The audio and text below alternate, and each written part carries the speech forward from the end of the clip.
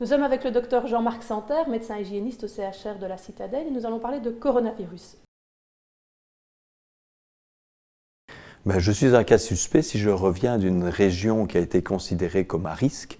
Et ces régions à risque ont évolué dans le temps. Et pour savoir exactement ce qu'il en est, il faut se rapporter au ministère de la Santé qui définit les régions à risque. Donc bien entendu, il y a les régions de Chine qui étaient la province de la ville de Wuhan en Chine, et maintenant il y a effectivement 11 communes au jour d'aujourd'hui qui ont été répertoriées comme étant à risque, potentiellement à risque au niveau de l'Italie. Mais cette situation est amenée bien entendu à évoluer de jour en jour, et donc on ne peut pas fixer précisément les régions. Il faut se reporter sur les sites internet officiels pour effectivement de connaître ces régions à risque le jour où on se pose la question de savoir si on est soi-même à risque de faire l'infection.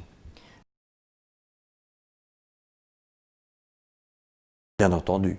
Tant qu'on n'a pas les symptômes qui sont par ailleurs la température, de la toux, éventuellement des difficultés de respirer, parfois quelques douleurs musculaires, on n'est pas considéré comme étant un patient à risque, et ça ne sert à rien de se précipiter chez son médecin ou dans les hôpitaux pour faire des dépistages à ce moment-là.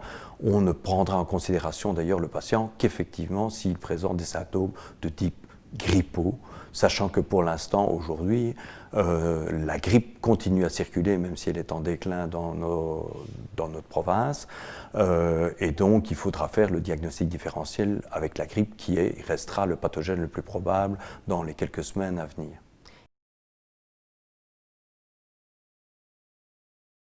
Non, si je répète, s'il n'y a pas de symptômes, il ne faut pas faire ça. La première chose, si j'ai un doute, c'est d'appeler mon médecin traitant, de ne pas courir dans sa salle d'attente non plus, ça ne sert à rien, et de lui demander conseil. Lui-même, s'il a un doute, pourra contacter les services régionaux de la VIC, qui lui donneront des conseils pour savoir comment au mieux prendre en charge le patient que vous êtes et savoir si effectivement on doit faire des analyses particulières, si vous devez rester chez vous ou si éventuellement vous devez vous présenter à l'hôpital.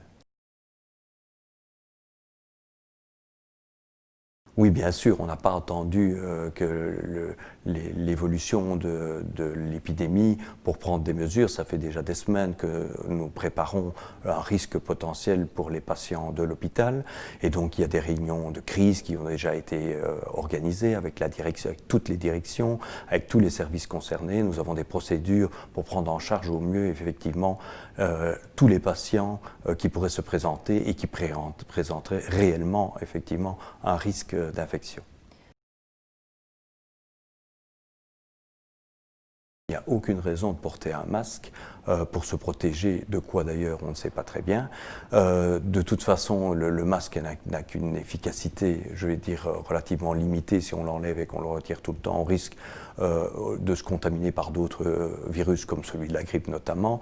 Donc c'est tout à fait inutile. On ne porte un masque qu'effectivement que si on est réellement porteur du virus et qu'on l'a identifié et qu'on va par exemple circuler dans des couloirs de l'hôpital à un moment donné. Si vous venez aux urgences ici et que vous dites que vous êtes à risque, préventivement, on vous fera porter un masque et désinfecter les mains pour éviter que vous contaminiez éventuellement les autres personnes qui attendent avec vous dans la salle d'attente. Mais c'est uniquement dans cette condition-là que ça présente un intérêt.